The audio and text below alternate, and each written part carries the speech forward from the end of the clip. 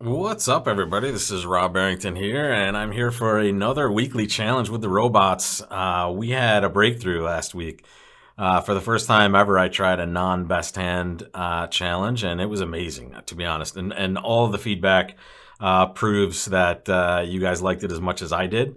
So I'm going to continue in that vein, at least for this week. We're going to play match points. Last week we played imps, where we did not have the best hand, and here we're going to play match points in that same fashion. And you can see the excitement is already upon us. Our right hand opponents open a diamond this time, and we're deciding what to do in a different situation than we usually will see in these best hand tournaments. But before I do this, I just want to thank you guys once again. Last week I was thanking you for 10,000 subscribers. This week, 2 million views, guys. We just either we've passed it already, or we're right about to when I'm creating this video. So thank you guys so much for all of your support and for all of your views. To be honest, I can't believe the numbers I'm looking at now as far as subscribers and views. Coming from something that was just kind of an addendum to classes I would run in New York originally. So something that's completely unexpected, and I just want to thank you guys so much, and I'm going to keep pumping out content if you guys keep watching. And with that in mind, I have one more thing to tell you about before I get on to the next thing. These new courses that I've started on bridgelesson.com, these complete guides, are amazing. And I think I might have went overboard in the most recent one. I have a complete guide that is already out. It's doubles, and we haven't actually had the live practice session yet. Above me is actually everything that's in this course, and I'll show you what's there in a second. But here, take a look. This is a complete guide to the most useful doubles that we have in the bridge world. And all of these lessons, everything up top here, each of these is not only a video lesson, but also a quiz along with it. So it is a crazy amount of content that you can grab right now and get a full understanding of not only the doubles but some of the doubles that you might not be familiar with yet. And let me show you what each of these little things looks like. This is our takeout double lesson. This is one portion of the lesson. You'll see you have a video right here that you can watch, and it's going to take you through a bunch of things on this lesson, and just kind of not only making the bid, but responding to it. And then a quiz, which you can go through and actually get all the practice you need with these questions. And then when we jump over, we can hit the next unit. Right, and you'll notice that the next one's going to be negative doubles. And here we are. There's the video. There's another quiz for you, and so on and so forth. You have all of these sections to get through. And at the very end, you have a full notes package of all of the stuff we cover in class.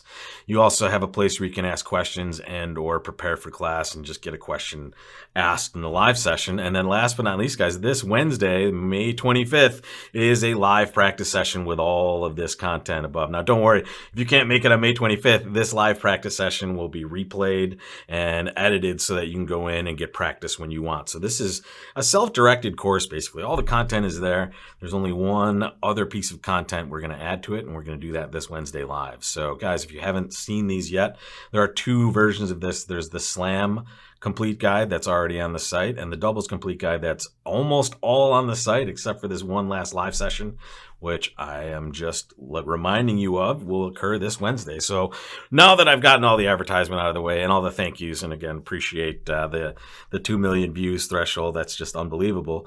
Let's get to some real bridge here. So we start off here, one diamond. I know you saw this a little earlier. You probably already made your bid. I'm going to give you guys just a second to think about this before I make mine. And here, guys, it's just going to be a double, right? This is perfect. We have a normal takeout double. The ideal shape would have one less diamond and one more heart, but whatever. We have an opening hand we're getting in here. And now we see that our partner has responded one spade. It went two clubs on our right. Make your bid, folks. Now, this is interesting. This is a spot where partner showed some values, right? So here, partner did not show a bare minimum hand because they had a choice of pass, right? Left-hand opponent bid a heart.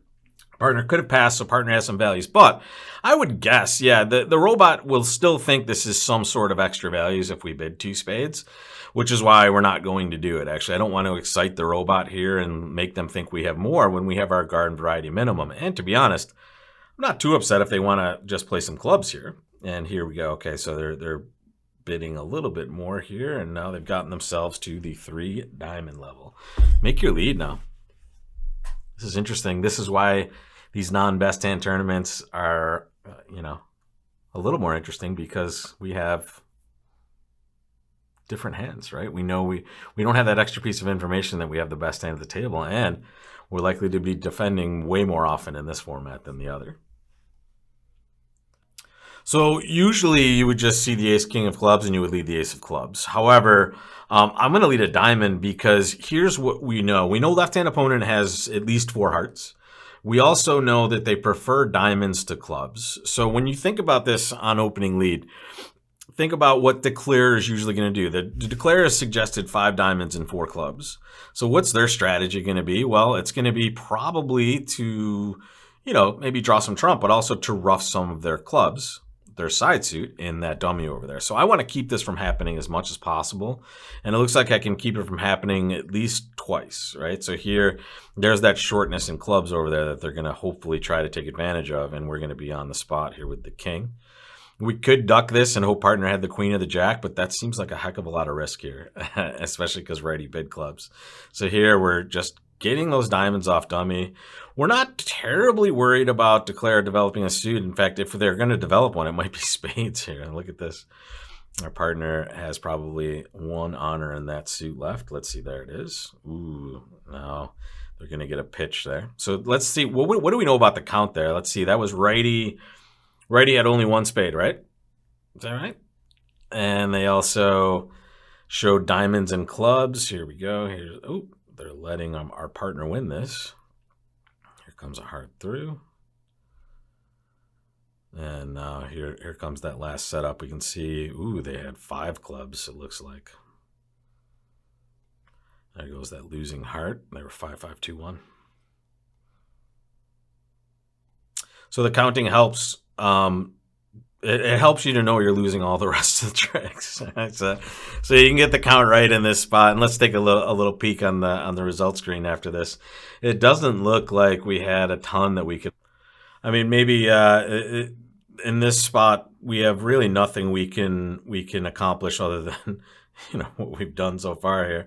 It doesn't look like we have any roads to taking any extra tricks, unfortunately. And in fact, it looks like we did take the best line here, as it turns out, just getting rid of dummies trumps. So maybe we can slide in an extra club, which we did get to realize at some point. And here, just, partner played the 10 of spades, didn't make any difference there. They could have played low, but watch this. Now, what can partner do, right? If they play low, declare's going to pitch for sure. If they cover, they've just set up a trick in that dummy, and now when declare crosses over to that side at some point, right, which they could rough this and then pitch a club on the spade, but then they're losing a club anyway. So this is the robot just being cute, taking a loser in a different spot than they had. But here, this was just destined to be this many tricks, and honestly, we're kind of happy the opponents didn't get any higher on this hand, even though it would have to be 5 of that minor, it looks like, to be successful. All right, let's take a look at the second hand here, and look at this, folks. This is a hand that we can expect now, right? We have 3 jacks, and right-hand opponents open a spade. Easy hands to bid pretty frequently here, so we're just going to pass this thing. We hope partner does something. And now we see what's happening. 1 spade past 2 spades, 3 hearts. You would expect this to be just some sort of natural game try. We're happy, to be honest, because it sounds like the opponents are just getting higher in a situation where they do not have a ton of trumps, it seems like, which means partner is very likely to have some tricks over there. Make your lead. 1 spade, 2 spades, 3 hearts, natural game try, 3 spades. So when I see the natural game try, I'm interested. It seems like they have holes in hearts. I don't necessarily want to lead hearts right away then in this spot, even though, I mean, I don't know. If lefty had heart shortness, if the dummy here had heart shortness, they should be game, but the robot's not too great at recognizing that as a plus. So I'm a little worried about leading hearts. I'm guessing, partner has at least 4 spades. They're probably short in one of these other suits. Hearts maybe is one of those suits. I I think we're just kind of guessing here as to whether it's a club or a diamond. I'm just going to lead a club. I think fourth best is what the robot understands, but who knows? I'm happy with this outcome, by the way. When you see it go 7 ace, that's amazing because it means the queen didn't blow anything up. Let's see what we know about this hand as well. We had 3 points. The dummy only has 5, right? They didn't have any more values on this hand, right? Yeah, they had 5 points. We had 3. That's 8. Righty, let's give them 16. That's 20. And partner has a good hand, right? And partner doesn't have any honors, or at least partner doesn't have any of the top honors in clubs. So maybe they have the queen here. Let's see. Here comes the good news for the opponents.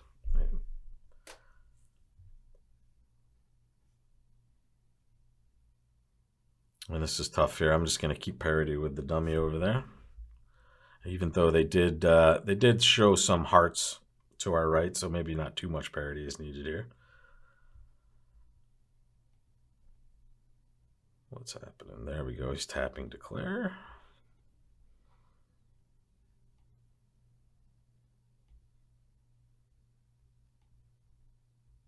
That's a nice outcome for us, at least. Weird choice. All right.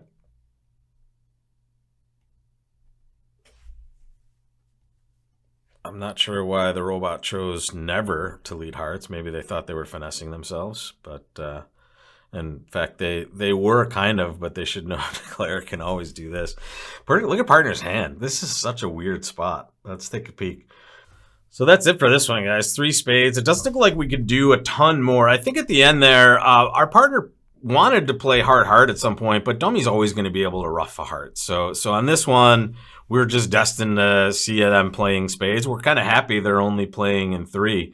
And look at, even with this bad trump break, they're still able to make +1. So I think that's not too bad. But unfortunately, I wish I could say we were gaining in that spot, but the same robots are at each table. It's hard for North to not act on this hand. They're certainly not acting after 3 hearts past 3 spades. They're giddy, to be honest. The opponents are higher when they have this good of a hand. If you had a little bit better shape, right? You've had 2 4-card suits or some shortness in spades in the same values, you would certainly double 2 spades. But you can see the robot really has issues with this hand, especially with king, queen, third of spades being stuck in that side of the hand as well. So interesting start. It's been the opponent's hand so far, which is about right. Last week we played a non-best hand tournament, and we played like 5 or 6 games out of 10. Here we're back to normal, right? And now look at where we're starting off tomorrow, folks. A nice 4 count that we're the dealer with. So this will be an easy start for us, and we'll see where we end up.